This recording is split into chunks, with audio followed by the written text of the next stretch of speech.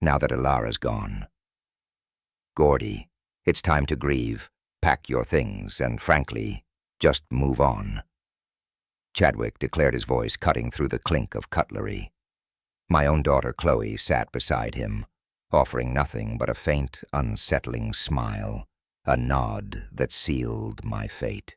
The unspoken message hung heavy. This home was never truly yours, anyway.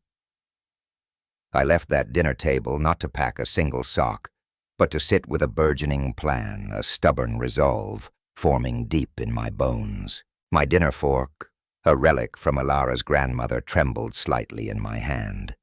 It had only been 7 days since Ilara's funeral. 7 short days since I'd lowered my beloved wife into the good earth of an Ontario cemetery. 7 days I'd spent expecting no, hoping for some small comfort from the very children we'd poured our lives into. Children we'd raised, cherished, sacrificed for. Instead, Chadwick, my son-in-law, was practically lounging, sprawling across his chair, like he already owned every single stick of furniture in this very room. Gordie Chadwick's voice cut through the heavy silence, as sharp and unforgiving as a December gust off Lake Superior. We need to talk. Chloe, my little girl who used to scramble onto my lap during summer thunderstorms, couldn't meet my gaze. Her fingers nervously picked at her wedding ring, as if the gold band suddenly scorched her skin.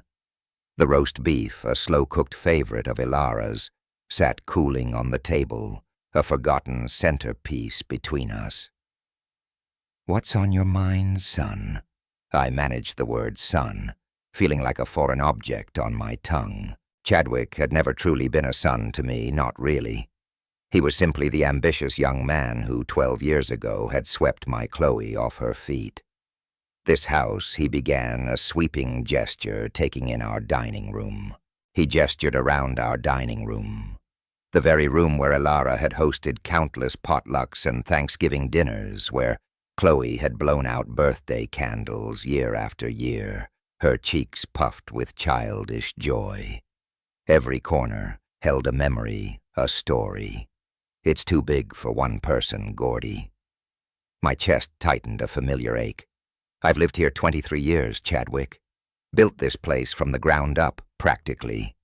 His smile held no warmth, a cold, calculating glint in his eyes. Exactly.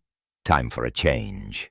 Chloe and I, well, we need our own space, he continued, ignoring my protest. Real space. Not that shoebox apartment we're crammed into in Mississauga. My gaze drifted to my daughter, searching desperately for even a flicker of the compassion I'd instilled in her, the empathy I thought we shared. She stared at her plate, as if the remnants of the cooled beef held the very secrets of the universe. Chloe, my voice cracked, betraying the tremor in my soul. Slowly, her head lifted. Those blue eyes, Ilara's eyes, the very same shade of a clear Lake Ontario sky, looked right through me, as if I were already a ghost. Chadwick's right, Dad. She said, her voice small, almost mechanical. This place, it's just too much for you now. The words landed like a heavy punch to the gut, far harder than any physical blow. Too much. As if the 23 years of mortgage payments, the endless hours spent maintaining every single inch of this solid brick home for my family, meant absolutely nothing. As if Gordie, was suddenly some sort of old appliance to be discarded. Where exactly do you expect me to go? I managed carefully, placing my fork down before my hand could betray any more of my raw shock. Chadwick leaned forward, a predator scenting an easy mark. A retirement home, Gordie, or assisted living, somewhere, appropriate for your age. Appropriate. I repeated the word under my breath, its bitterness coating my tongue. Dad. You're 67. Chloe chimed in, her voice laced with the kind of forced patience you use when explaining a simple concept to a child. Mom's gone now. You shouldn't be rattling around this big empty house all by yourself. Rattling around.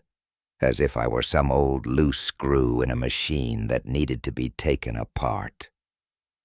Chadwick stood beginning to pace toward the bay window overlooking Ilara's cherished rose garden, a garden she'd cultivated with such care every summer. "Look, Gordie," he declared, running a hand through his perfectly coiffed hair. "We're just being practical here. You sell this place, downsize to something manageable. Everyone wins. Everyone wins." The phrase echoed hollowly in my head.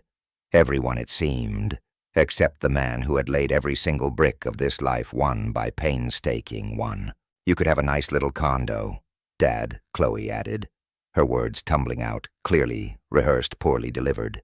"No maintenance. No worries. Freedom. Freedom." They were trying to repackage my impending exile as some kind of grand liberation. I studied my daughter's face, searching for any trace of the little girl who used to defend injured baby birds in the backyard, who'd burst into tears if she accidentally stepped on a patch of wildflowers. That girl had vanished. In her place sat this polished, unfamiliar woman, merely wearing Chloe's features. And if I refuse? My question hung in the air, taut as a hockey stick, stringing a new net. Chadwick returned to his seat, straightening his shoulders, a gladiator, ready for the next round. "Dad." Chloe's voice hardened, losing all pretense of gentleness. "Don't make this more difficult than it needs to be." More difficult. As if my profound attachment to the home Ilara and I had built, had shared for over 2 decades, was simply some petty act of stubbornness. Chadwick cleared his throat, the sound unnaturally sharp in the otherwise quiet dining room. His next words landed like hammer blows, shattering the last fragments of my composure. "Now that your wife is gone, Gordie, it's time to grieve, pack up your things, and never ever come back." The sheer brutality of it stole my breath. "Your wife." Ilara reduced to a mere possessive pronoun, as if 38 years of shared life of laughter and tears and quiet evenings by the fire had been nothing more than a temporary arrangement easily dismantled. Gone. Pack. Never. Every word a calculated jab, designed to land squarely on a bruise. I braced myself, a sliver of desperate hope, flickering for Chloe to gasp, to object, to show even a flicker of the little girl I'd cherished and raised. Instead, her head dipped. "Chadwick's right, Dad. It's time." In that instant, something shifted deep within me. Not shattered. No, it solidified, like the sudden brutal freeze of Lake Superior in winter, turning soft water into unyielding ice. Harder, colder, purposeful. I rose slowly, my legs surprisingly steady beneath me. "I see." 2 simple words. That was all I could offer. 2 words that somehow contained 3 decades and 8 years of marriage, 2 decades and 3 years spent building this very home, 67 years of living honestly, and 7 agonizing days of grief they'd callously twisted into a weapon against me. I turned a phantom ache in my chest and walked to the closet in the hall, pulling on my old, familiar jacket. Behind me, Chadwick's voice drifted thick with a smugness that clung to the air like cheap cologne. "Smart move, Gordie. We'll help you scout out places first thing tomorrow." I didn't answer. Couldn't. The front door clicked shut behind me, a sound that reverberated through my bones, echoing the finality of their declaration. The late autumn air nipped at my face as I stood on my own porch, my gaze sweeping over the warm, inviting glow spilling from the windows of my house. My home, My life, my family, my former family. I strode to my truck, each step deliberate, purposeful. As I pulled out of the driveway, I didn't glance in the rearview mirror. My days of looking back were over. In the hollow space where my heart had been, something new, something entirely unexpected, was beginning to take root. Back inside, I found myself in my study, clearing the dinner plates with a precision born of sheer habit, my movements almost mechanical. Chloe and Chadwick had roared off about 20 minutes earlier, their car doors slamming like rifle shots, echoing across the still evening air. Now, a profound silence settled over the house. Our house, Elara's and mine. I sank into the worn leather armchair that had been my sanctuary for 15 years. The lamplight caught the framed graduation photo on my desk, drawing my eye. Chloe at 22 was radiant in her cap and gown, her arms linked around Elara and me, a smile that could melt the winter snows. $89,000. That was the tally for her university education. Every single semester, every residence fee, every textbook, every meal plan. I'd transferred the funds without a second thought, watching my savings account steadily dwindle as my daughter's horizons seemed to expand limitlessly. I remembered May of 2013, the university auditorium packed to the rafters, but all I saw was her. When they called her name, Chloe Marie Beaumont, Elara had squeezed my hand so tightly, her wedding band dug into my palm. Our daughter had glided across that stage, like she owned the entire world, not just the diploma. Afterwards, in the sprawling parking lot, Chloe had thrown her arms around my neck, tears streaming down her face. "Dad, I can't believe you did all this for me."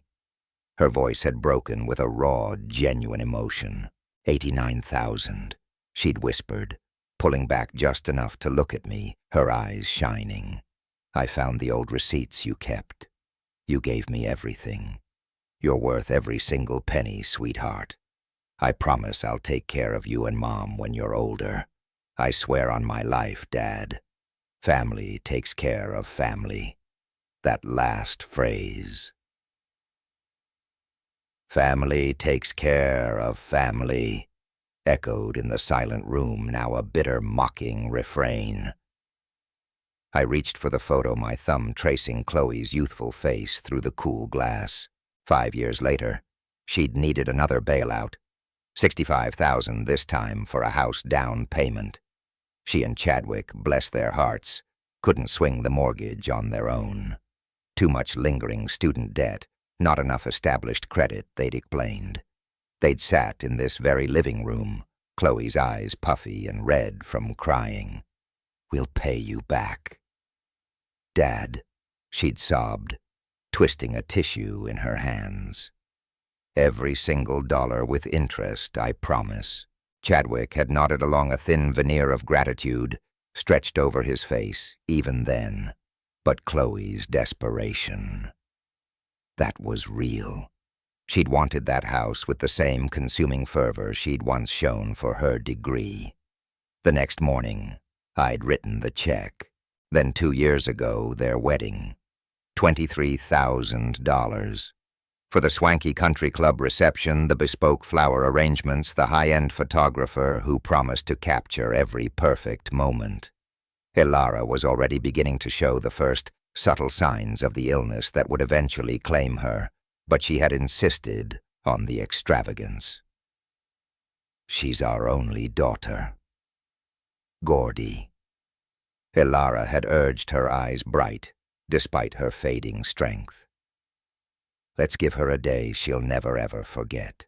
During the father-daughter dance, Chloe had nestled her head against my shoulder, whispering into my ear. "Thank you for everything, Dad. For making this perfect. I'm so lucky to have you." Perfect. The word now tasted like a mouthful of ash. I stood the old leather creaking a protest and walked across the study to the sturdy filing cabinet where I meticulously kept our financial records. Elora had always teased me about my obsession with book, keeping my precise ledgers, but numbers, I'd learned, don't lie. They spin tales far more honest, far more brutal than any fleeting promise.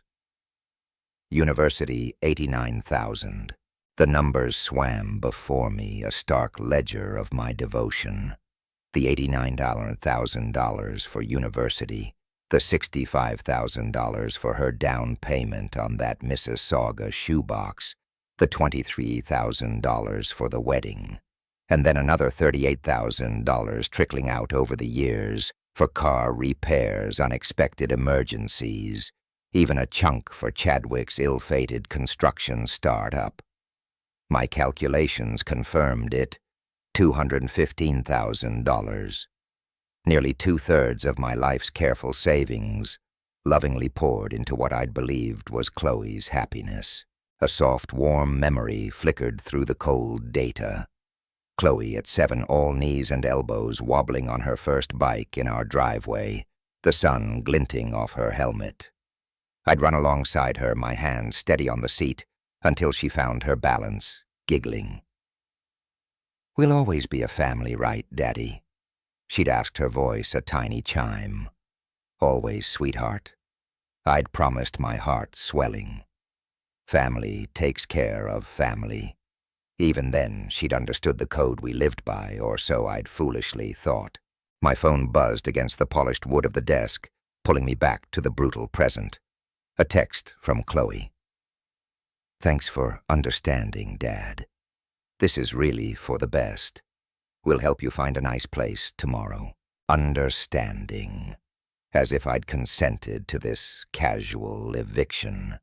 As if being ordered from the home I'd built with my own hand by the very daughter I'd sacrificed everything for was somehow reasonable. I stared at the screen until its brightness faded to black, then set it down. A profound chill began to settle in my chest, a hardening replacing the raw ache of betrayal with something sharper, more resolute. They thought they knew Gordie Butler, the generous father, the grieving widower, the easy mark. They had calculated wrong. 35 years in the trenches of banking had taught me more about money, and especially leverage, than they could ever imagine. My fingers found the cold metal of my laptop, flipping it open. It was time to see exactly what my investments had truly purchased. Dawn found me still staring at the ceiling. Elara's pillow beside me, still bearing the faint indentation of her head. Sleep had been an impossible luxury. By 7, I'd showered, shaved, and pulled on my best navy suit, the one I'd worn to countless high-stakes client meetings for 23 years. I'd made a decision.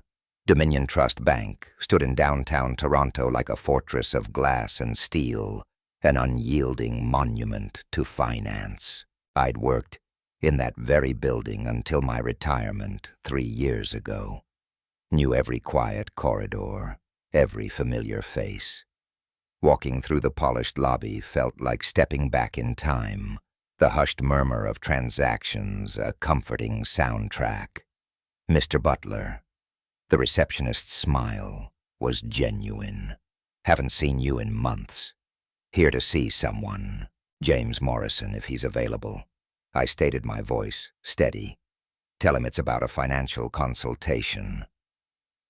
20 minutes later, I sat across from James in his corner office, the familiar scent of old paper and fresh coffee in the air. Same solid oak desk, same slightly off-kilter family photos, same meticulous organization I remembered. James had been my colleague for 15 years, a careful man with an eye for the tiniest detail. "You look well, Gordie," he offered, pouring coffee from a sleek thermal carafe. Though I was so sorry to hear about Elara. She was a lovely woman. "Thank you." I replied, accepting the warm cup, feeling the familiar weight of purpose settling in my hands. James, I need to understand my financial exposure on some loans I guaranteed.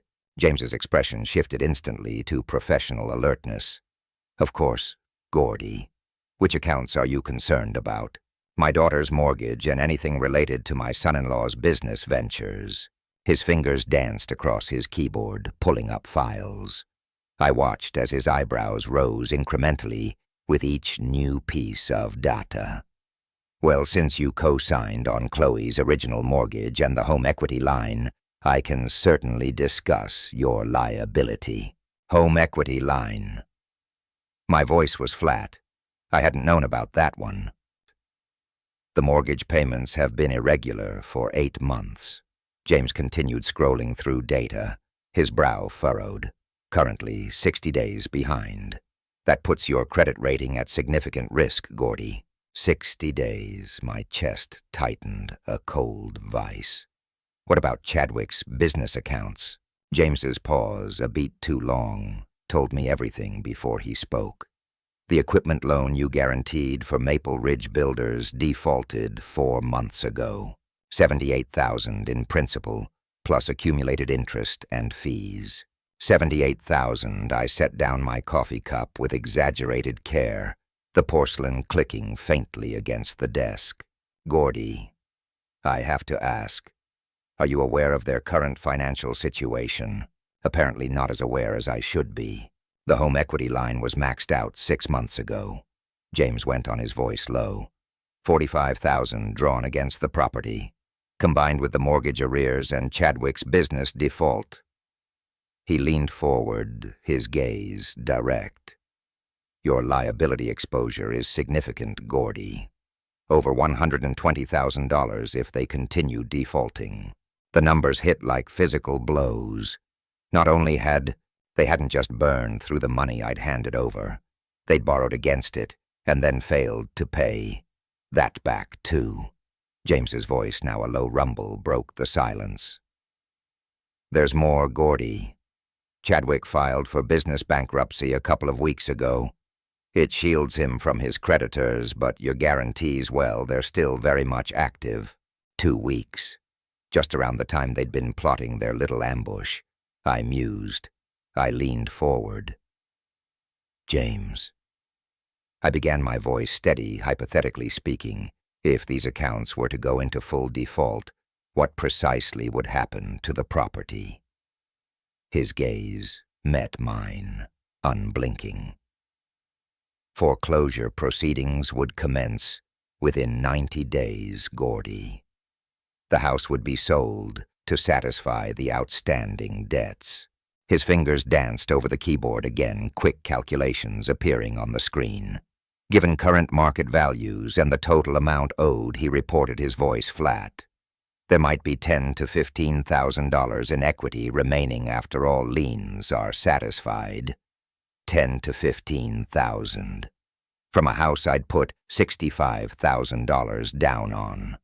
My jaw tightened. I rose, extending my hand to James, the grip as firm as any I'd offered across a boardroom table.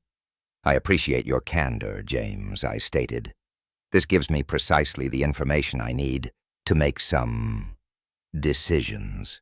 As I turned to leave, his voice stopped me at the door. Gordie, if you require any documentation of these accounts for legal purposes, he offered, I can prepare a comprehensive liability report. I paused, considering. That would be exceptionally helpful. Thank you.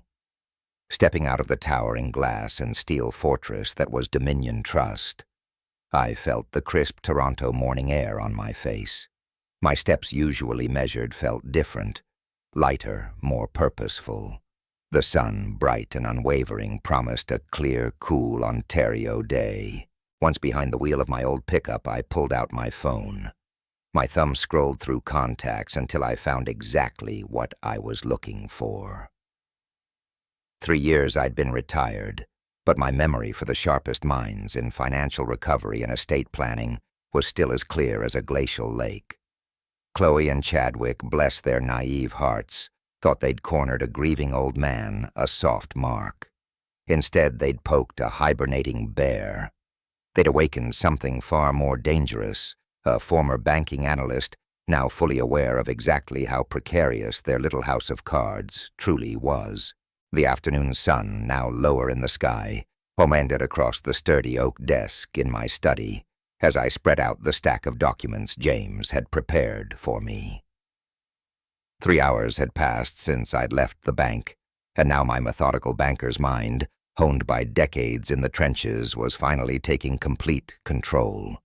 I arranged the papers not haphazardly, but chronologically: loan agreements, payment histories, default notices, constructing a grim timeline of their financial disaster. My old trusty calculator sat next to a legal pad already filled with columns of figures. 35 years spent analyzing credit risks had taught me more than just arithmetic. It had taught me to read between the lines, to see the true narrative hidden within cold, hard financial statements. And the story these documents told was far, far worse than I had dared to imagine. Chadwick's construction business, Maple Ridge Builders, hadn't just struggled. It had collapsed 6 months ago. Not gradually, no. Catastrophically. That initial $50,000 equipment loan had ballooned to $78,000, with penalties and punishing compound interest. He'd used personal credit cards, a desperate gamble, trying to keep the sinking ship afloat, turning family money into little more than poker chips on a losing hand. 4 different credit cards, each maxed out, accumulating $23,000 in revolving debt. The minimum payments alone, even if Chadwick somehow found steady work, would consume 40% of their monthly income. But it was the mortgage situation that truly laid bare their utter desperation. Chloe's house. The house I'd provided a $65,000 down payment for was 3 months behind on its mortgage payments. Foreclosure proceedings, James had warned, could begin in 60 days. And then there was the final sickening detail: a home equity line of credit I'd never even known about, maxed out at $45,000. They'd borrowed against the very roof over their heads to cover Chadwick's failing business debts, and then in a summer of financial desperation borrowed more to cover the initial borrowing. I leaned back in Ilara's worn leather armchair, watching dust motes dance in the late afternoon sunlight filtering through the window. The cold, hard numbers painted a stark, unflinching picture: 2 people drowning in a sea of debt, making increasingly desperate, foolish choices. Chadwick's bankruptcy, filing 2 weeks prior, protected him from his business creditors. But my guarantees, they remained active, a financial anchor around my neck. No, they didn't just want my house. They needed it. Their cramped Mississauga apartment wasn't a matter of preference. It was all they could afford, barely, while juggling minimum payments on a cascading mountain of debt. My phone buzzed on the desk. A text from Chloe. "Dad, we found a lovely assisted living place in Burlington. Much more appropriate than that big empty house. Can we schedule a tour tomorrow?" Much more appropriate. The clinical detached language couldn't mask the raw urgency simmering beneath her words. They weren't thinking about my comfort, my happiness, my grief, or Ilara's memory. They were calculating square footage against ballooning mortgage payments, my solid brick home against their gaping, bottomless pit of debt. Their financial ruin wasn't just their problem anymore. It was a hungry beast gnawing at the very foundations of my life. I pushed back from the desk, the heavy silence of the study amplifying the cold certainty forming in my gut. My gaze fell on the sturdy oak filing cabinet, a relic from Ilara's family, where we'd always stashed the important papers, the ones that mapped out our lives. Behind the thick sheaf of insurance policies, I found it, tucked neatly away, I found the pristine copies of every single loan agreement I'd ever co-signed. I spread them across the desk, a grim parade of generosity I now saw as monumental folly. The numbers I'd confirmed with James earlier today swam into sharper focus. My liability exposure wasn't just significant, it was staggering. If Chadwick's floundering business debts were pursued to judgment, creditors could come after me for every single cent. If Chloe's mortgage went into foreclosure, a very real imminent threat, the deficiency balance would land squarely on my shoulders. I did a quick mental tally. A conservative estimate placed my potential claims at an eye-watering $140,000. It wasn't just my house they wanted. It was my financial future, too. But then a flicker of something new. A strategic spark ignited within my banker's brain. Leverage. Liability. I realized cut both ways. As a cosigner, a guarantor, I possessed an arsenal of legal rights. Rights to demand a full disclosure of their financial situation. Rights to protect my own interests from their reckless choices. Rights they in their blissful ignorance had clearly never expected me to exercise. I opened my laptop, the screen a sudden beacon in the dimming room. Time to delve into the very precise statutes that governed guarantor protections in Ontario. My fingers flew across the keyboard, navigating through legal databases. A particular section buried within the province's financial acts caught my attention, making my pulse quicken. It outlined how cosigners could demand immediate payment, or even the dissolution of guaranteed obligations under very specific circumstances. Circumstances I noted with a grim satisfaction, like the concealment of additional significant debts, or using guaranteed credit for unauthorized purposes, or indeed attempting to defraud the guarantor. Each clause was a potential hammer blow in my arsenal. The sharp buzz of my phone made me jump. Chloe. Again. I watched her name glow on the screen, a small wry smile touching my lips. Speak of the devil. I answered, my voice steady, betraying none of the swirling calculations in my head. Hi, Dad. Did you get my text about the tour? Her voice was falsely bright, too eager. I did. Chloe. Even to my own ears, my voice sounded different, calmer, more controlled, laced with an underlying steel she wouldn't recognize. Wonderful, she chirped. They have availability next week. You could be settled in by month's end. Month's end? 23 days. Their timeline was aggressively precise. Chloe. I began injecting just a hint of paternal concern into my tone. I need to ask you something. Are you and Chadwick having financial difficulties? A pause long and brittle stretched between us like a held breath on a cold winter night. Why would you ask that, Dad? She finally managed a tremor in her voice I hadn't heard before. Because I stated, my voice softening just enough. I care about your welfare. As your father and as someone who's helped support your financial decisions over the years. Oh, she said quickly. We're fine. Just looking for more space for our future. Their future. I thought, a bitter taste in my mouth.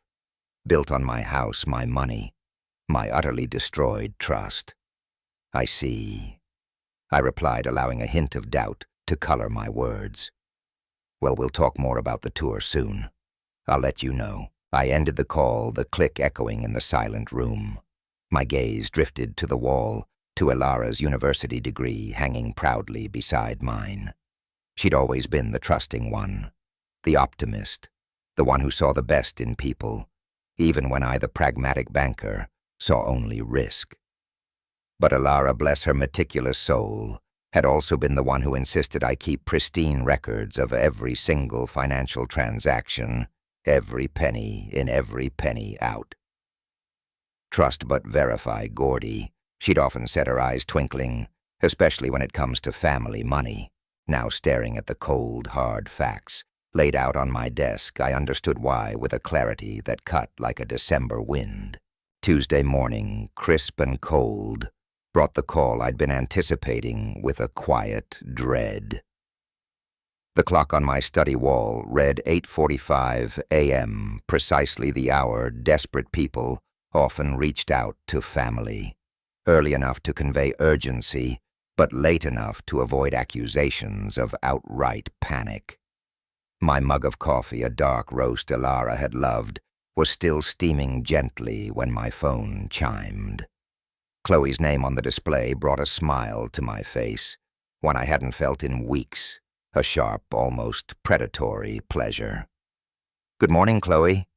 I answered, my tone impossibly cheerful. "Dad." Her voice, usually so confident, carried an unfamiliar tremor like ice cracking on a pond. "I hope I'm not calling too early."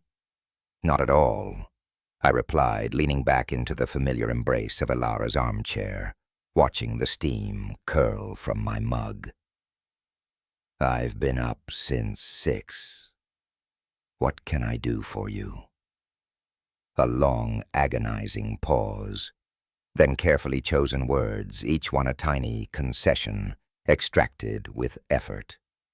I need to discuss something important with you. About our conversation Sunday." Which part I prompted, my voice mild. "Well," she swallowed, "about the house situation and some financial concerns Chadwick and I are facing." Financial concerns. I mused, a bitter irony coating the words in my mind. Such a delicate, genteel phrase for catastrophic, unbridled debt. "I'm listening, Chloe." "Dad, we're going through a very difficult period," she finally admitted, her voice faltering thin as a winter branch. "Chadwick's construction work has been inconsistent, and we've had some unexpected expenses." She trailed off, the lie hanging in the air, obvious and stale. We need help. Just temporarily. $15,000 would get us back on track. 15,000. I knew without even looking at my meticulously calculated figures that it wasn't even enough to cover their 3 months of missed mortgage payments, let alone the maxed-out home equity line, or Chadwick's defaulted business loan. But it would probably buy them another month's reprieve from foreclosure, just enough to kick the can down the road again. "No, Chloe." I said the word, a quiet final stone dropping into a deep well. The silence that followed was palpable, a held breath, a desperate void. "I'm sorry," what she whispered, disbelief warring with panic. I said, "No, I won't be lending you money." I repeated each word, clear and unyielding.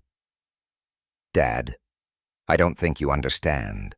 Her voice rose, tinged with desperation. "This isn't for a vacation or some luxury. We could lose our house." Could lose. I thought, my mind racing through the documents on my desk. They were 3 months behind, already teetering on the brink. They would lose it within 60 days unless someone intervened. Someone like their generous father, Gordie Butler, who'd always rescued them before. "I understand perfectly, Chloe." I stated, my voice flat. "But you've always helped us," she pleaded, her voice breaking. "When I needed university money, when we bought all the houses I helped you buy, the weddings I subsidized, $215,000 to be precise. That was then. Dad, what's wrong with you?" Panic began to creep into Chloe's voice, turning it thin and reedy. "This isn't like you. We're family." Family. The word tasted like stale Timmy's coffee in my mouth, bitter and utterly unearned, especially after her casually ordering me to pack my bags and disappear. "Are we?" I asked, my voice flat, almost a whisper. "Of course we are." Dad, please. I know Sunday was tense, but we can work through this. We just need $15,000 to catch up payments. And the answer is no, Chloe. My voice was firm, unyielding as a Canadian shield rock. I don't understand, she said, her voice cracking slightly. You have the money. You know you do. And we'll pay it back. We always have, always have. My mind reeled back through the years, a ledger of their conveniently forgotten promises. Not once. Not a single red cent. Every loan had seamlessly morphed into a gift through their practiced alchemy of heartfelt gratitude and selective memory. No means no. Dad, please. The desperation was raw now, the thin veneer of her composure finally crumbling. The mortgage company called yesterday. We have 2 weeks before they start foreclosure proceedings. I'm begging you. 2 weeks. My own meticulous calculations had given them even less a grim countdown before the acceleration clause kicked in, demanding the entire balance immediately. Have you considered downsizing? I heard myself say the words, an echo of her own cruel dismissal from just days ago. Perhaps something more appropriate to your current income. Dad, you can't be serious.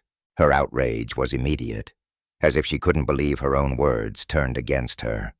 That house is our home, our future. You helped us buy it, helped them buy it. $65,000 for the down payment, my signature on their guarantee, my credit backing their fanciful dreams. Sometimes circumstances change, Chloe. What circumstances, Dad? Talk to me. What's really going on? What was going on? Their doting father, the old man they thought they could easily discard, had simply figured out the precise market value of their affection. Turns out it was equivalent to one large, fully paid-for house and his immediate unlamented disappearance from their lives. I've made my decision. This is about Sunday, isn't it? About what Chadwick said. Her voice pitched higher, becoming shrill. Dad, he didn't mean it. We were stressed, scared about money and... Goodbye, Chloe. I ended the call. The phone immediately began ringing again, buzzing against the polished wood of my desk like a trapped hornet. I silenced the ringer and returned to my newspaper. The financial section had an interesting article about the rising foreclosure rates across North America. Apparently, many families were discovering that living beyond their means had very real, very hard consequences. Outside, a chickadee sang a cheerful, oblivious tune in Ilara's cherished rose garden.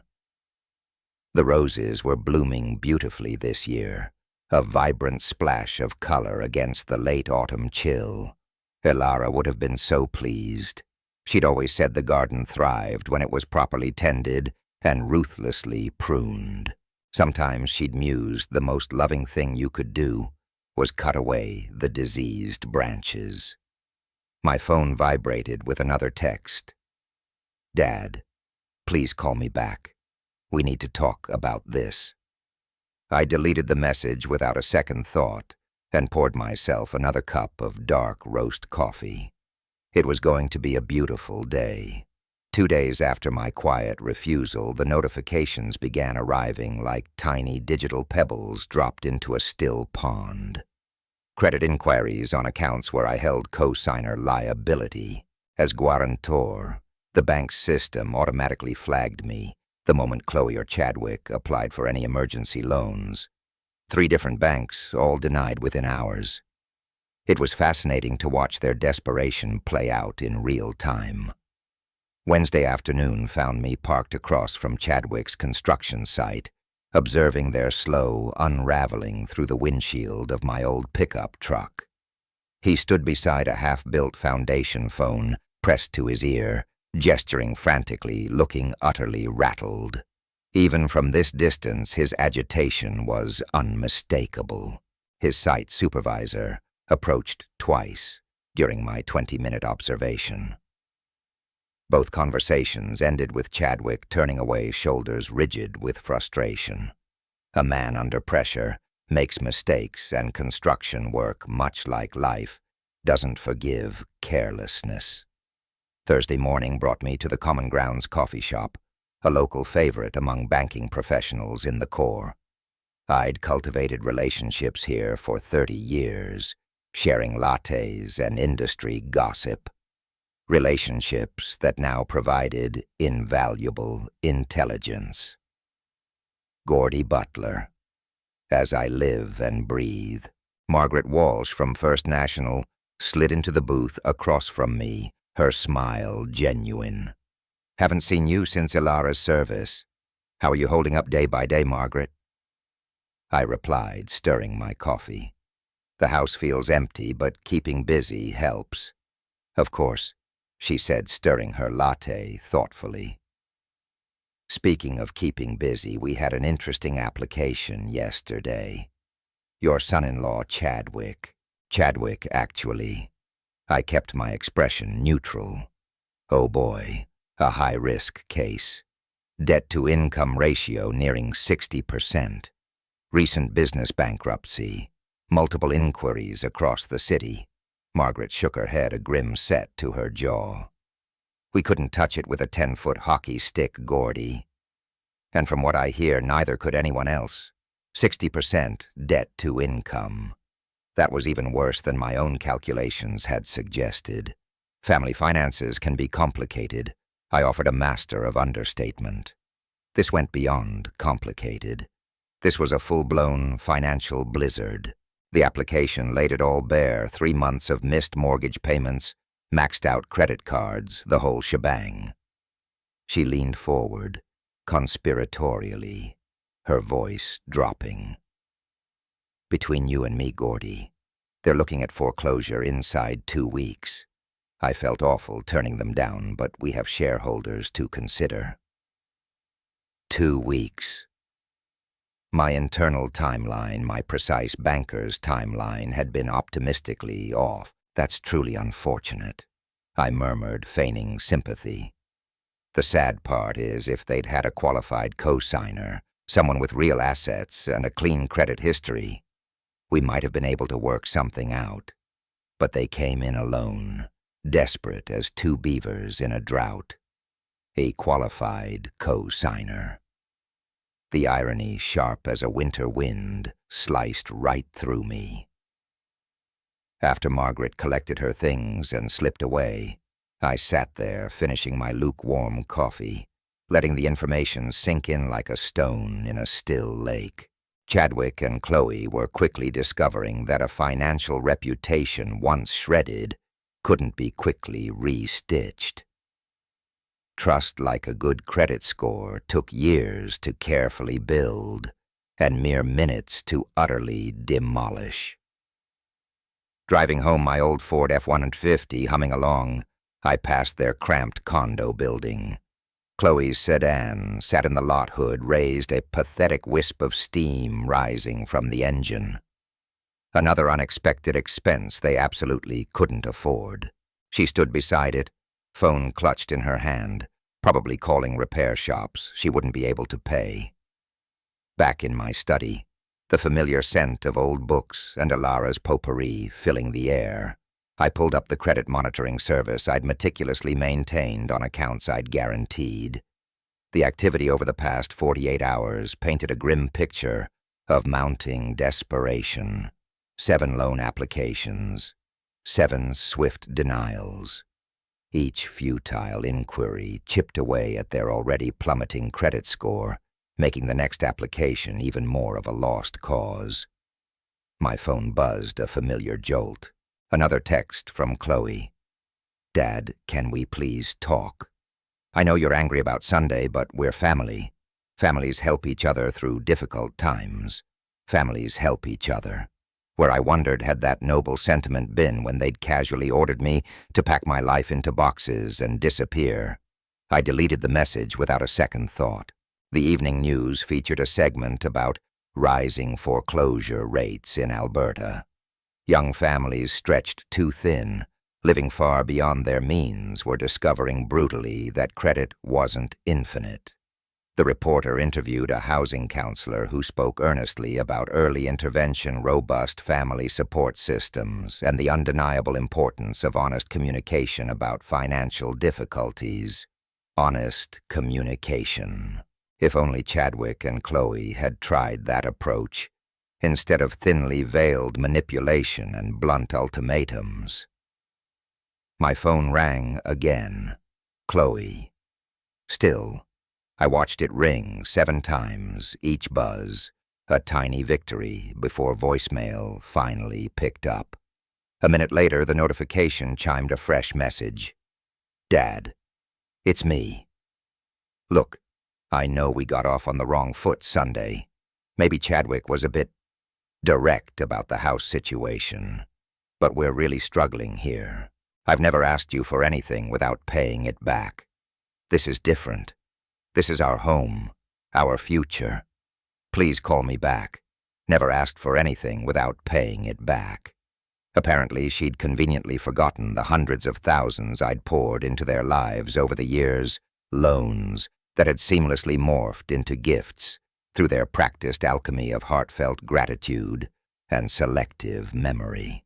Their future built entirely on my sacrifice, my open-ended generosity, my unwavering willingness to bankroll their every fleeting dream. Now that the bank was definitively closed, they were finally discovering what their future actually looked like without my endless deposits. I poured myself a single malt scotch, a peaty Islay, just the way I liked it, and settled into Alara's favorite armchair. Outside, the Ontario evening was painting the sky, in shades of deep indigo and fiery crimson, beautiful and merciless, like the landscape itself, promising a cold night ahead. Friday evening brought the call I'd been waiting for, a grim sort of anticipation settling in my gut.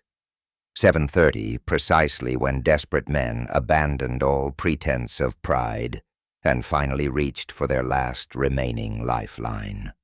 I let it ring 3 full times, the sound echoing in the quiet house before I finally answered. Gordie Butler. A pause. Then Gordie. Chadwick's voice, usually so clipped and confident, carried the raw strain of a week's worth of rejections, each one a nail in his self-made coffin. We need to talk. I'm listening, I replied, my voice as calm and unhurried as a summer breeze. Look, I know we got off on the wrong foot, Sunda. Maybe I was too direct about the house situation, but we're family, and families help each other through difficult times. Family. How quickly that word emerged from his lips when money was needed. Is that what we are? Chadwick? I asked, my voice flat. Of course, Gordie listened to me. We're in serious trouble here. The banks, none of them will work with us. Something about our debt-to-income ratio credit inquiries. I don't understand all the financial terminology. I understood it perfectly. 60% debt-to-income was a death sentence in current lending markets. Financial terminology can be confusing. I conceded a hint of steel in my tone. Gordie, we need $15,000 just temporarily. We'll sign papers, pay interest, whatever you want. But if we don't get help, soon we lose everything. Everything. Their house, their credit, their comfortable assumptions about my endless generosity. As I recalled Chadwick, I said, my voice cutting through his desperation. You told me to pack my suitcases and never come back. Silence stretched across the connection, taut as a hockey net. That was a misunderstanding. He stammered, his usual polish beginning to crack. I was stressed about the house being too big for you, worried about your safety rattling around alone in all that space. Rattling around. Even his apologies contained condescension, a faint whiff of entitlement. Interesting interpretation, I murmured. Gordie, please. Elora would have wanted you to help us. She loved Chloe, loved our family. She wouldn't want to see us lose our home. Ilara. They were using my dead wife as leverage. The audacity was almost admirable, sickeningly so. Ilara's gone. Chadwick, I make my own decisions now. What's happened to you? His voice pitched higher, desperation bleeding through his attempted control. This isn't the Gordie I know. The Gordie who helped with college, the wedding, the house down payment. The Gordie who wrote checks without question, who accepted gratitude as payment, who never demanded accountability. That Gordie had died Sunday evening. Perhaps you never knew me as well as you thought. This is about Sunday, isn't it? About what I said. Panic crept into his tone. Gordie, I apologize, I was wrong. I should never have suggested you leave your own house. Should never have suggested. Not shouldn't have meant it, but shouldn't have said it. Your apology is noted. Then you'll help us? No. Why not? The question exploded across the line. You have the money. You know you do. 300,000 in savings, maybe more. What's 15,000 to you? 300,000, close to my actual balance. Someone had been researching my finances. How do you know my account balance? Chadwick voice. Chloe mentioned. Look, that doesn't matter. What matters is you can save us, and you're choosing not to. Choosing not to. As if generosity was an obligation rather than a gift. You're right. I said, my voice calm, almost serene. I am choosing. You son of a... He caught himself breathing hard into the phone. Gordie, I'm trying to be respectful here, but you're pushing me. We're talking about your daughter's future. Your grandchildren's inheritance. Grandchildren that didn't exist from a daughter who'd ordered me banished. Are you threatening me, Chadwick? I'm explaining reality. If we lose this house, if our credit is destroyed, if we're forced into bankruptcy, that affects everyone, including you. Everyone, except the man they tried to exile. I think our conversation is finished. Wait, Gordie, just tell me why. Why won't you help us? What did we do to deserve this? What did they do? They'd calculated my grief as weakness, my love as vulnerability, my generosity as guaranteed income. They'd weaponized Ilara's funeral as leverage for financial gain. Perhaps you should ask yourself why your loan applications keep getting rejected. Another silence, longer this time. When Chadwick spoke again, his voice carried a different quality. Suspicion. What do you mean by that? Exactly what I said, Chadwick. What aren't you telling me? Everything. My professional network, my co-signer rights, my strategic patience, my detailed understanding of their financial desperation. Good evening, Chadwick. Gordie, don't you dare hang up on. I disconnected the call. I disconnected the call and silenced the ringer. Outside my study window, the Ontario evening painted the sky in shades of deep indigo and fiery crimson, beautiful and unforgiving, like justice itself. My phone buzzed with a text message. Chadwick, this isn't over, old man. Not by a long shot. I smiled a cold, thin line and deleted the message. He was right about one thing. This was just the beginning. Saturday morning brought a crisp clarity to my next move. Chadwick's thinly veiled threats had crossed a line that demanded a precise strategic response. If he wanted to play hardball, I'd show him what professional-level strategy looked like, honed over decades in the unforgiving arena of high finance. My first stop was the Business Research Center at the Toronto Public Library, a quiet sanctuary of information. 35 years in banking had taught me that every company, no matter how small, leaves a meticulous paper trail, and Chadwick's Maple Ridge Builders would be no exception. The Ontario Corporate Registry database revealed some interesting details right off the bat. Maple Ridge Builders had filed late payment notices with 3 different subcontractors in the past 4 months. Cash flow problems, permit delays on a couple of municipal projects, even a workers' compensation claim still pending investigation with the WSIB. I printed the relevant pages and moved to the specialized construction industry databases. The picture grew clearer, grimier. Rising material costs, a chronic labor shortage across the province, and those perennial delayed municipal payments were squeezing small contractors across Ontario like a vice. Maple Ridge Builders wasn't just in troubled waters. They were rapidly sinking. Later that afternoon at Common Grounds Coffee Shop, my usual Saturday haunt, I ran into Alistair McLaren, a former client who'd retired from the city's planning department. Our conversation started with polite condolences about Ilara's service, then naturally evolved into the brutal realities of the construction industry. The construction business is absolutely cutthroat right now, Gordie Alistair mentioned, stirring his coffee with a grimace. Half these small outfits are one project failure away from bankruptcy. I imagine permit compliance is crucial in that environment, eh? More than ever, I agreed, sipping my dark roast.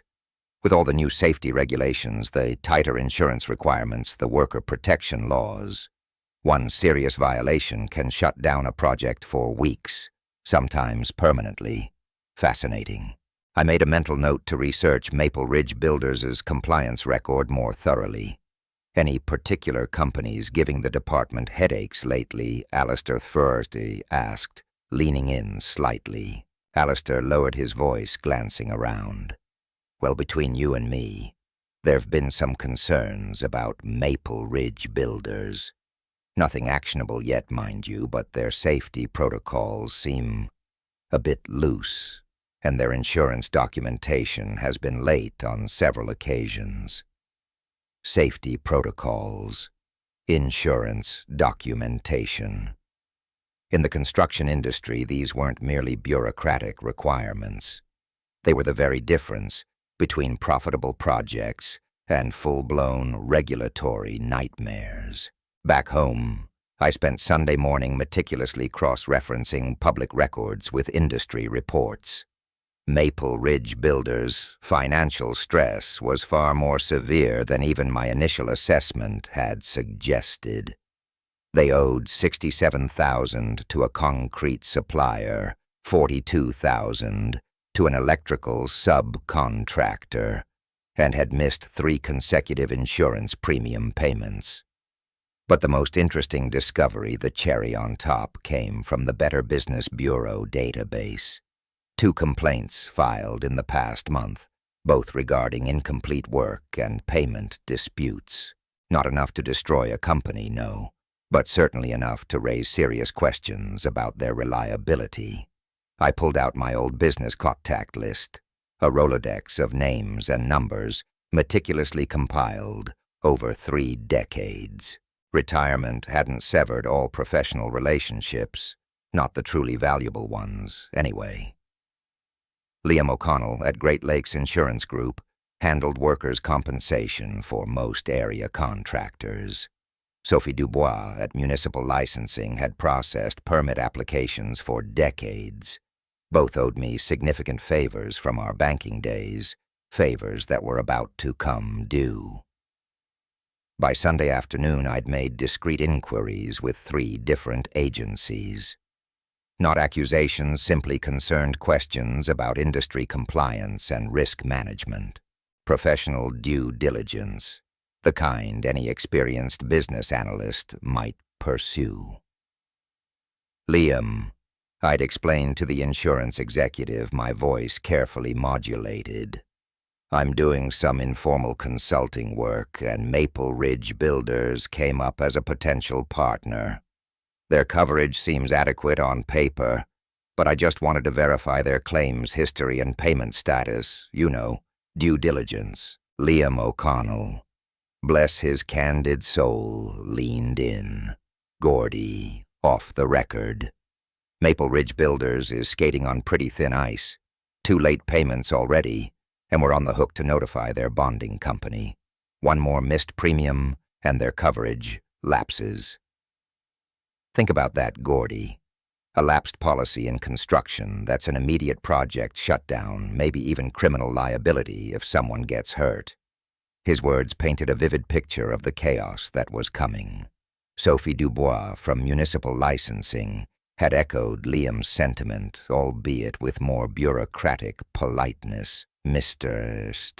Butler Maple Ridge has had some persistent permit issues. Nothing catastrophic, but enough to flag some concerns about their internal management. And their foreman submitted incomplete safety plans, not once, but twice, last month. Incomplete safety plans. Another knot in the rope around Chadwick's neck. I spent Sunday night fueled by a pot of strong coffee, meticulously synthesizing every scrap of information. Maple Ridge Builders wasn't just teetering. They were performing a high-wire act over a ravine, battling cash flow and regulatory scrutiny simultaneously. Every single project had to be flawless. Every permit sale through every inspection pass without a hitch. But for someone like Chadwick, perched so precariously, even a small pebble in their shoe could trigger an avalanche, especially when a well-placed nudge drew the right kind of attention. I crafted a simple email to Bob Henley, my former client, whose new role in provincial safety oversight made him precisely the man I needed. Bob. I typed my fingers dancing across the keyboard. Enjoyed our chat yesterday. Thought you might find these industry compliance reports interesting, particularly the section on safety protocol violations. Purely informational, of course. Attached. I included every public record I'd unearthed. Maple Ridge Builders' recent permit, delays their safety documentation issues, the missed insurance payments. Nothing confidential, nothing fabricated, just publicly available data presented in a professionally compelling format. The email would hit his inbox first thing Monday, waiting for him like a fresh snowfall on a January morning. Bob, a meticulous man of duty, would review the materials. He'd undoubtedly share them with his former colleagues in planning and safety inspection. Just normal information sharing among professionals concerned about public welfare. Within days, not even a week, Maple Ridge Builders would find themselves under the kind of intense regulatory scrutiny that could bring projects to a grinding halt and drain what little cash reserves they had left. Chadwick had poked the bear. Now he'd learned that some old bears, even retired ones, had very sharp teeth. Monday. The news I'd been anticipating cold and precise like the chime of a grandfather clock at midnight. Chadwick's pickup truck was parked in their driveway by 3:15 p.m., a full 2 hours earlier than his usual return from Maple Ridge Builders. I sat in my old Ford F-150 across the street, nursing a lukewarm coffee, watching him through the rearview mirror. He sat motionless behind the wheel for almost 10 minutes, a statue carved from defeat. When he finally emerged, his shoulders were slumped, the very picture of a man whose meticulously constructed world had just imploded. The regulatory scrutiny I'd orchestrated had worked faster than even I'd anticipated. Maple Ridge Builders' permit problems had escalated into a full project shutdown, forcing immediate layoffs. Chadwick disappeared inside their cramped house, the door closing with a soft thud. that echoed the quiet collapse of his ambition. Within minutes, muffled shouts began to carry through their thin walls and open windows. Even from the street, I could feel the raw agitation vibrating from the house. Chadwick's sharp gestures were visible through the front window, his pacing so furious I half expected the entire structure to hum with tension. Tuesday morning arrived with Chloe's scream. I was at the neighborhood park, ostensibly reading the morning paper, positioned to monitor their house from a discreet distance. The sound sliced through the crisp autumn air, like the shattering of thick ice. Pure, unadulterated disbelief laced with anguish. Chadwick had finally confessed. $78,000 in hidden business debt. The bankruptcy filing. The entire house of cards, built on a cascade of lies, had finally come tumbling down. Through their kitchen window, I could see Chloe's silhouette, gesticulating wildly, her movements sharp and desperate. Chadwick stood, rigid hands spread in what looked like a wattle attempt at defensive explanation. Their domestic crisis played out like a silent film, all fury and betrayal without the need for audible dialogue. Chloe stormed outside, phone pressed to her ear. Her first call lasted 3 minutes, probably her sister in Calgary. The second was shorter, more desperate. By the fourth call, she was pacing the driveway, a frantic squirrel caught in a trap. Chloe's voice cut through the morning stillness, a frantic, almost desperate sound, carrying across the yard. "Dad, I know it's early, but we need help. Serious help. Chadwick, he lost his job. And no, there's more, much, much more." She disappeared back inside, only to emerge moments later, phone pressed to her ear, pacing the porch like a trapped squirrel. This pattern continued throughout the morning, a frantic digital outreach to anyone who might offer financial salvation. By noon, Chadwick had made 2 trips to the liquor store, his shoulders slumped lower each time, and one to what looked like a pawn shop down the street. He emerged from the latter carrying a small box, the desperate classic move of someone pawning their valuables to stay afloat. I relocated to the public library parking lot for the afternoon, maintaining visual contact with their place, while appearing to catch up on the latest issue of Canadian Geographic. Their crisis was accelerating beyond even my optimistic projections. Chloe's friend Rebecca arrived around 2, staying for a little over an hour. Through the open front door, fragments of emotional conversation drifted out. Tears, muffled pleas for advice, the hollow echo of someone discovering their safety net had disappeared thread by thread. When Rebecca left, her expression held that uncomfortable mixture of sympathy and profound relief that marks someone grateful not to be asked for money they simply don't have. Evening brought the real breakdown. Chadwick and Chloe's argument had moved to their front porch, voices raised beyond any pretense of privacy.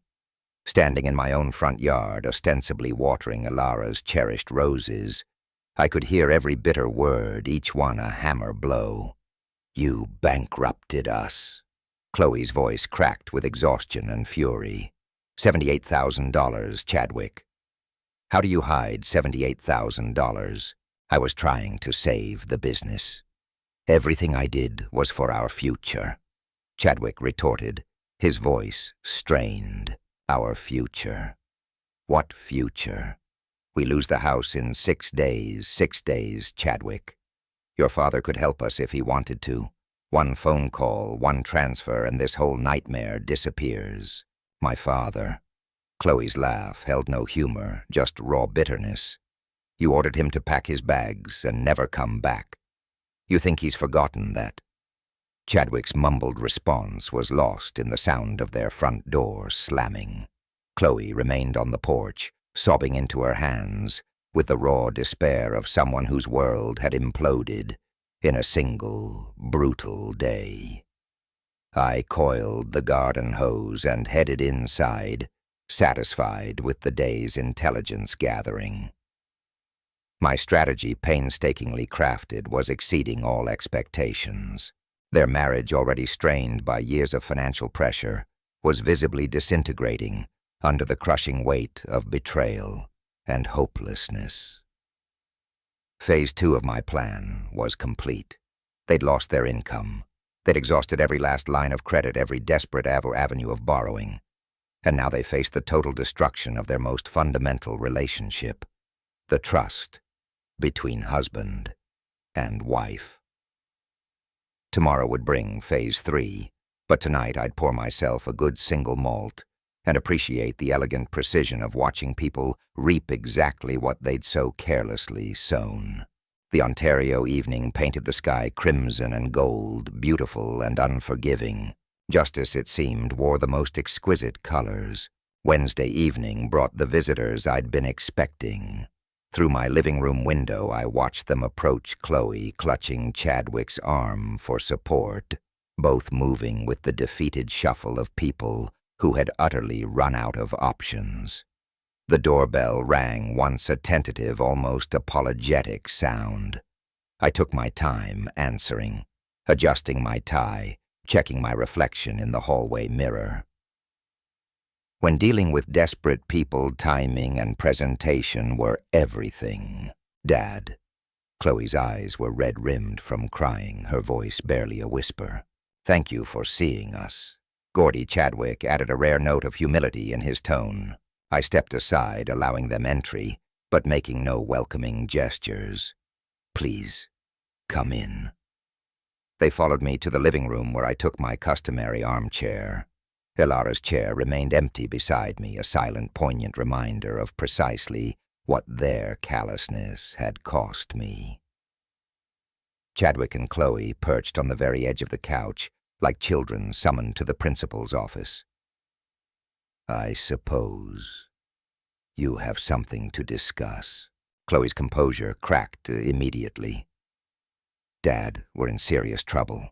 I know we made mistakes, said things we shouldn't have, but mistakes. I echoed, a quiet, almost academic detachment in my voice. An interesting choice of terminology. Chadwick perched on the edge of the sofa as if a spring loaded him, shifted uncomfortably. Gordie. He started, the practiced confidence in his voice, strained, a raw edge of desperation showing through. I need to apologize. What I said at dinner about packing your bags and never coming back, it was completely inappropriate. I was stressed about our financial situation, and I wasn't thinking straight, I guess. I took it out on you. Your financial situation, I mused, allowing the words to hang in the air, thick with unspoken history. Even now, in a bid for forgiveness, he was rewriting their narrative, sculpting a version of events that put him in a more sympathetic light. You were stressed. I acknowledged my gaze, steady on his shifting eyes. About what specifically, Chadwick? The question was a scalpel cutting through his thin veneer of composure, forcing him to reveal a vulnerability he'd meticulously concealed. He swallowed hard. Business problems, debt issues. Things I should have discussed with Chloe earlier. Chloe, hearing this, flinched beside him, a fresh wave of pain washing over her face. Even now he was reluctant to confess the full scope of his deception, trying to soften the blow. How much debt, Chadwick? The silence stretched taut and brittle as thin ice. $78,000, he finally admitted, the words barely a whisper. That's substantial. I noted, my voice professionally neutral, betraying none of the calculated certainty already swirling in my mind. And your employment situation. His shoulders slumped. I lost my job. Monday. Construction industry problems, you know. The usual market slowdown. Construction industry problems. I thought, suppressing a grim smile. Not the swift, precise regulatory scrutiny triggered by a former banking analyst sharing public safety information, certainly not. He still clung to the notion it was a natural downturn, not a carefully orchestrated downfall. Dad, please. Chloe's voice broke, tears welling in her eyes, finally spilling over. We lose the house in 5 days. I've called everyone. My sister and Calgary college friends, anyone who might help. Nobody has that kind of money available on such short notice. Nobody. I thought, watching her tears trace paths down her cheeks, except the father she'd so casually helped evict from his own home. And you thought of me, your family. Her sobs intensified. You're all I have left since Mom died. She would have wanted us to stay together, work through our problems. And just like that, Ilara's name, sacred, and still so raw on my tongue, became another card in their stacked deck, a desperate play for sympathy. Your mother valued honesty above all else. I stated, my voice even measured. She kept meticulous records, insisted on transparency in all financial matters. Chloe, caught in her own emotional turmoil, missed the deeper implication, but Chadwick's eyes narrowed slightly. He was beginning to sense a precise, controlled current beneath my calm responses, something far more deliberate than mere anger. Dad, Chloe pleaded, wiping her eyes with the back of her hand. I know I haven't been the perfect daughter, but I'm still your little girl. Please don't abandon me when I need you most. Your little girl. I thought, a bitter taste in my mouth. The same child who'd stood by silent as a winter night while her husband ordered me to pack my belongings and disappear. What specifically are you asking me to do? Lend us money, Chadwick interjected quickly, his voice regaining a desperate urgency. $40,000 would cover the mortgage arrears and give us breathing room to find new employment. Just temporarily. 40,000. I noted a paltry sum, really, in the grand scheme of their burgeoning debt, but enough to kick the can a little further down the road to postpone their inevitable day of reckoning. That's a substantial sum. We'll pay you back, Chloe promised, her voice laced with fervent sincerity. With interest. Whatever terms you want, Dad. We'll sign legal documents. We'll even put the house up as collateral. Put the house up as collateral. The house I'd already provided the down payment for on the very mortgage I'd guaranteed. The sheer audacity was almost commendable, if it weren't so sickeningly transparent. I see. I leaned back further into Ilara's armchair, studying their desperate faces, the masks of pride and entitlement, finally stripped away. And if I refuse? The question hung in the air like exhaust fumes on a cold morning, heavy and suffocating. Chloe's shoulders shook with suppressed sobs, her head bowed. Chadwick stared at the floor, pride and desperation warring visibly in his expression. Then we lose everything, Chloe whispered, her voice barely audible, raw with despair. Our home, our marriage, our future. Their future. I mused, a phantom ache in my chest, built on lies, sustained by deception, now collapsing under the relentless weight of consequences they'd never anticipated. I stood slowly, the old leather creaking a protest, and walked to the bay window that overlooked Ilara's garden. The roses were blooming magnificently this year, a vibrant burst of color against the late autumn chill. She'd always said that proper pruning was essential for healthy growth, even if it meant cutting away what looked like flourishing branches. This is quite a predicament you've found yourselves in. I observed, my voice calm, almost detached. Behind me I could hear Chloe's quiet weeping, Chadwick's labored breathing. They were waiting for my decision, hanging on every word, completely dependent on my mercy. For the first time in weeks, the raw ache of betrayal finally receded, replaced by the deep, profound satisfaction of perfect, precise justice. Before I consider your request, I said, turning from the window, my gaze sweeping over their tear-streaked faces, I think you should understand exactly how you arrived at this moment. Chloe wiped her eyes, confusion flickering across her tear-stained face. What do you mean, Dad? What did I mean?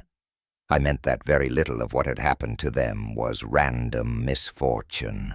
What did I mean? I repeated, my voice even. I meant that very little of what has happened to you has been coincidental.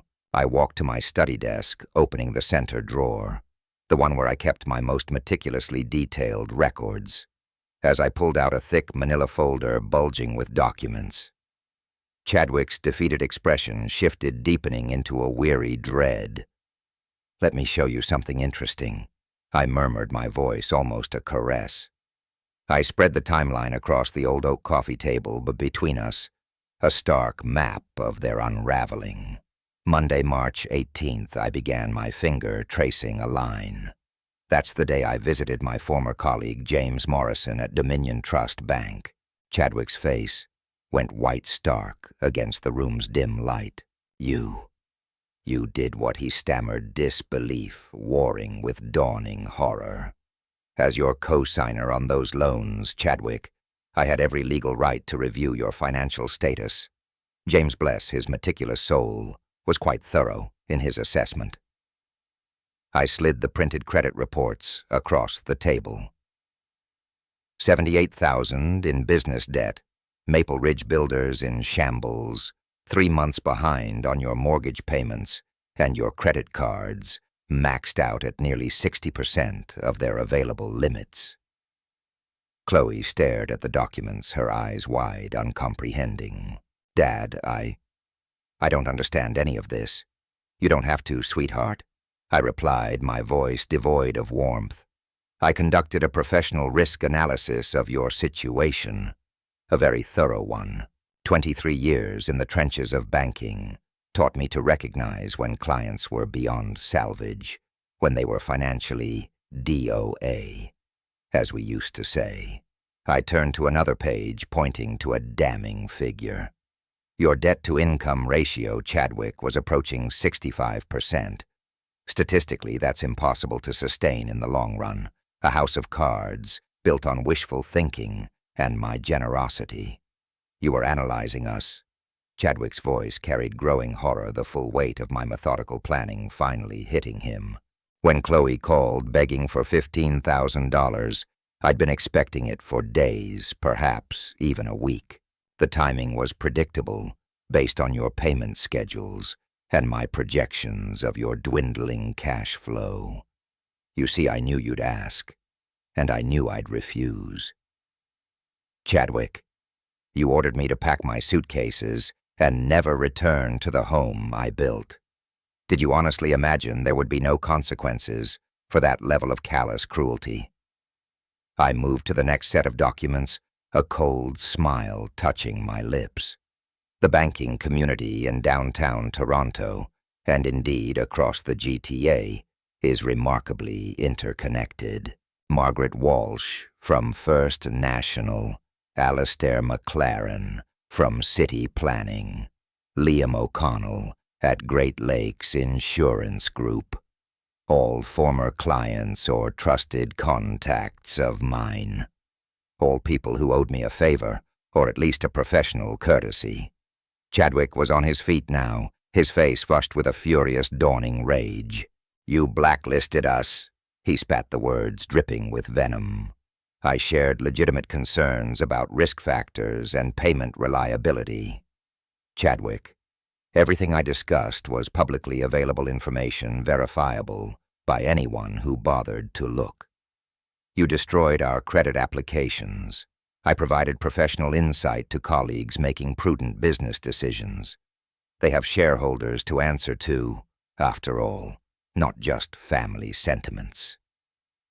Chloe was staring at me now, her blue eyes wide as if seeing a complete stranger, not her father. "Dad, what are you saying?" Chloe whispered, her voice trembling. "I'm saying that Maple Ridge Builders was already teetering on the brink, Chloe, before I shared some pertinent workplace safety concerns with Bob Henley at Provincial Safety Oversight." I paused for effect. Their permit compliance was questionable. Their insurance payments were consistently late. Their safety protocols, frankly, needed review. "You got me fired." Chadwick's words came out as a ragged whisper, the last vestiges of his bravado crumbling. I ensured that the relevant regulatory authorities had complete, publicly available information about potential public safety risks. Maple Ridge Builders' subsequent problems, Chadwick, were entirely their own doing. Their house of cards was bound to collapse. I merely gave it a gentle nudge. I pulled out the final document, a single page, filled with my precise, almost surgical, handwritten strategic timeline. Every phone call I didn't answer, every loan refusal, every seeming coincidence was calculated for maximum psychological impact at optimal timing. You planned all of this?" Chloe's voice broke to tears, silently tracing paths down her already tear-streaked cheeks. From the moment Chadwick told me to pack my bags and disappear, yes, I did. My voice was flat, emotionless. I spent 35 years analyzing financial vulnerabilities and strategic pressure points for a living. Applying that expertise to your situation was simply professional methodology, Chloe. Chadwick lunged forward, snatching the papers from the table, his face a mask of disbelief and rage. "You manipulative old careful Chadwick!" My voice cut through his fury, cold and sharp as a December gust off Lake Superior. "You're still in my house requesting my help." He froze the documents, trembling in his hands as he read my methodical planning notes. He scanned the meticulous details, the dates, the strategic decisions, the professional contacts, leveraged the systematic elimination of their every option. "You destroyed our marriage." Chloe's accusation hung in the air, thick with despair. "Your marriage, Chloe, was collateral damage. The primary objective was appropriate consequences for unconscionable behavior." "We're your family." She sobbed the words hollow. Family members don't order each other to disappear after 38 years of marriage, of shared life, of service and sacrifice. Not without consequences, anyway. "You redefined our relationship that Sunday evening, Chloe." Chloe collapsed back onto the couch, utterly overwhelmed by the scope of betrayal, the sheer calculated precision of it all. How could you do this to your own daughter?" She choked out, tears streaming. "How could you stand silently by Chloe while your husband ordered me to abandon my own home, to pack my bags and never return?" Chadwick, his face contorted with fury, hurled the meticulously laid-out documents across my study. "You're a monster, a monster." "No, I'm a seasoned professional," I replied, my voice steady as a winter lake. "I simply applied systematic thinking to a deeply personal problem. You mistook kindness for weakness, threatening someone you believed was utterly helpless. Now you've discovered the truth." Chloe's quiet sobs were the only sound in the room, a stark counterpoint to Chadwick's seething silence.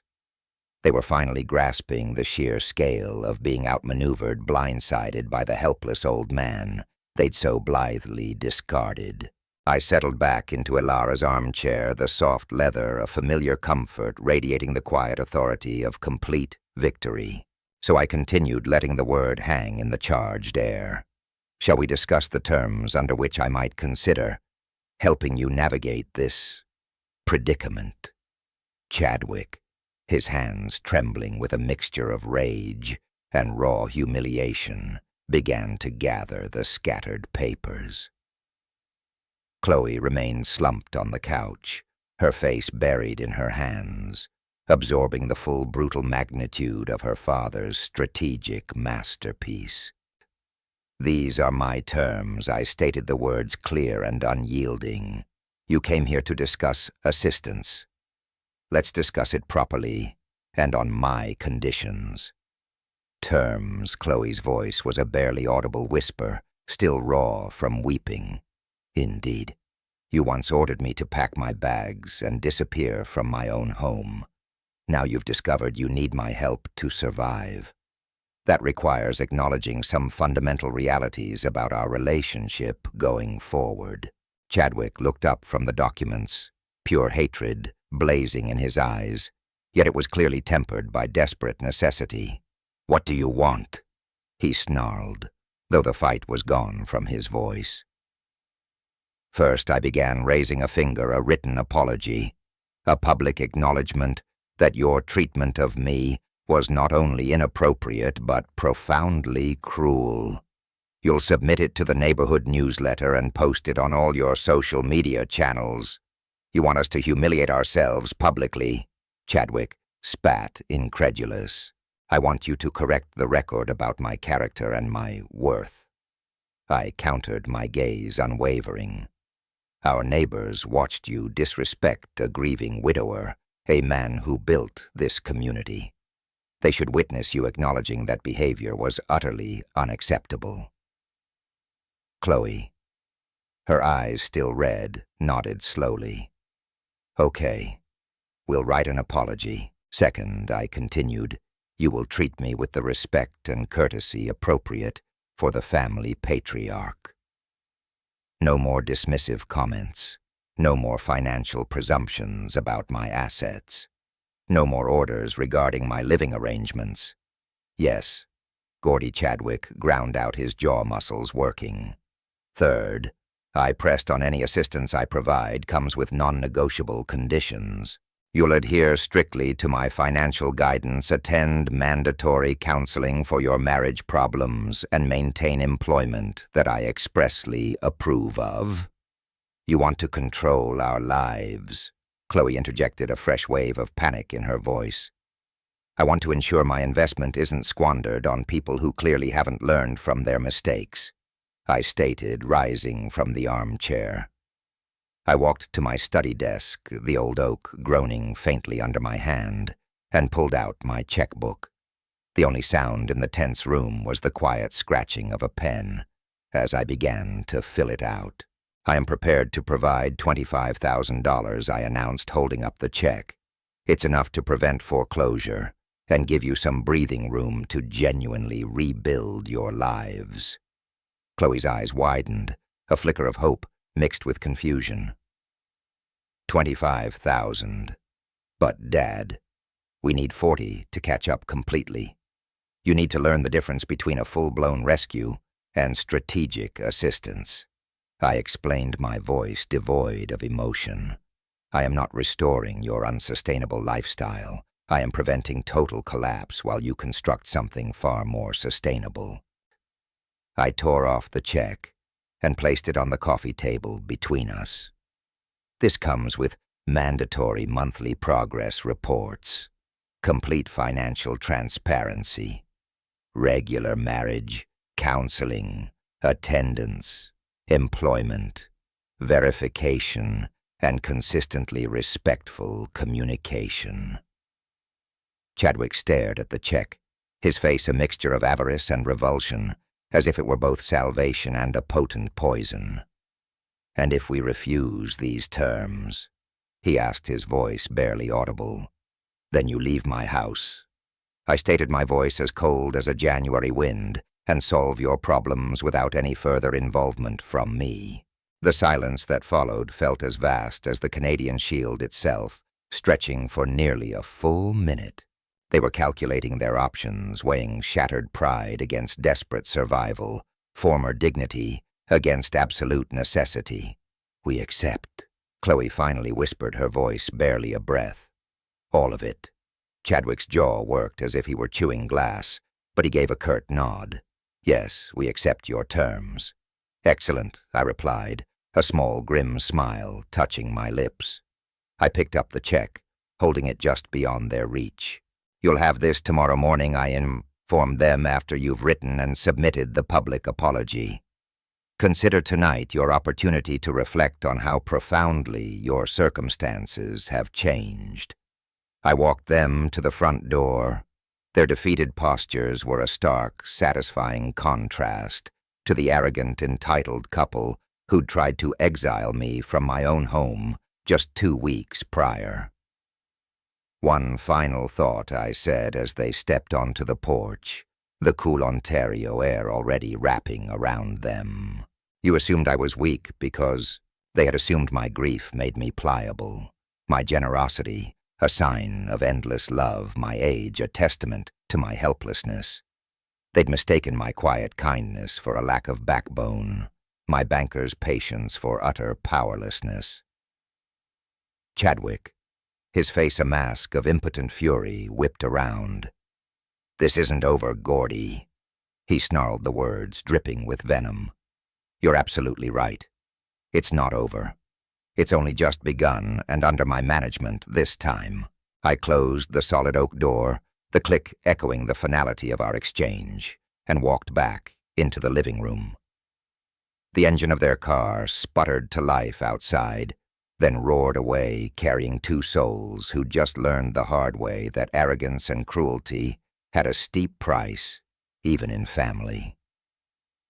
I began to gather the scattered documents of my meticulously crafted timeline from the coffee table. Later in the quiet sanctuary of my study, I picked up Ilara's framed photograph. Her gentle smile seemed to deepen her eyes, twinkling with that familiar warmth. "I think you'd be proud, my love," I whispered, a quiet satisfaction settling over me. They had tried to erase me, to discard me like an old worn-out tool. But I was still here, firmly rooted in the home Ilara and I had built. And now they finally understood exactly who they were truly dealing with. The house, our house, settled into a comfortable, almost resonant silence around me. Justice, I mused, was indeed a dish best served with meticulous precision and unwavering resolve.